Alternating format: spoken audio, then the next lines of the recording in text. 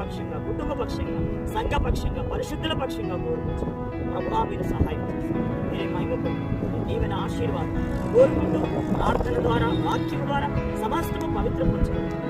ఈ వాగ్దానాన్ని విశ్వసించువాడు కలవరపడనన్నారు కాబట్టి ప్రభా విశ్వాసంతో ఈ పని ఆరంభిస్తూ ఈ దినాన్ని ప్రత్యేకమైన దినంగా ఈ నామానికి అప్పగిస్తూ మహిమ ప్రభావాలు ఆరోపించుకుని యేసు ప్రభు నామమును స్తుతించి ప్రార్థించి సమర్పించి ప్రతిష్ఠించి వేడుకుంటున్నాము. ఆమేన్. మన ప్రభువైన యేసుక్రీస్తు కృప, తండ్రి అయిన దేవుని ప్రేమ, పరిశుద్ధాత్మ యొక్క అన్యోన్య సహవాసం చేరి వచ్చిన మనకు, ప్రత్యేకంగా దేవుని దాసుని కుటుంబానికి, సంఘానికి సదాకాలం ఈ మందిర పని పూర్తి అయ్యేంత వరకు తోడయుండి నడిపించును గాక. ఆమేన్.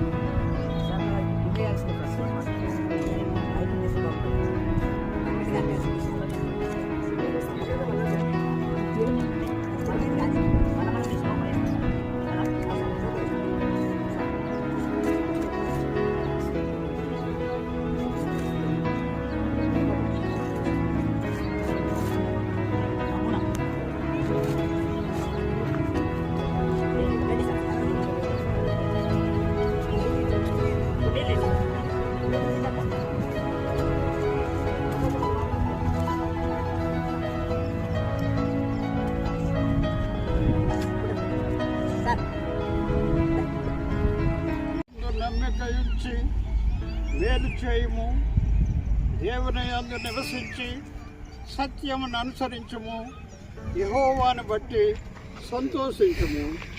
ఆయన నీ హృదయ వాంఛలను తీర్చును. నీ మార్గమును యెహోవాకు అప్పగింపుము. నీవు ఆయనను నమ్ముకొనుము, ఆయన నీ కార్యము నెరవేర్చు. ఇవన్నీ జరుగుతున్నాయి కాబట్టి ఈ కార్యం చేస్తున్నాడు దేవుడు కానీ మానవుడు కాదు. ఇది ఎట్టి పరిస్థితుల్లో ఆగదు. కాబట్టి మొదలు పెట్టగానే ఎవరో ఒకరికి దేవుని యొక్క విచారం కనబడుతుంది.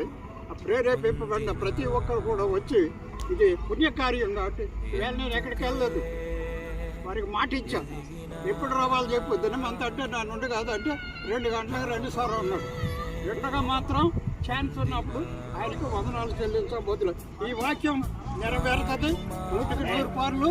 అప్పగా రాబోయేటటువంటి కాలంలో ఇక్కడ దేవుని యొక్క మందిరము సుందరముగా ఉంటుంది. ఒకవేళ ఆయన కొరకుంటే నేను వస్తాను, ఆ మందిరంలో కూడా ప్రవేశిస్తాను.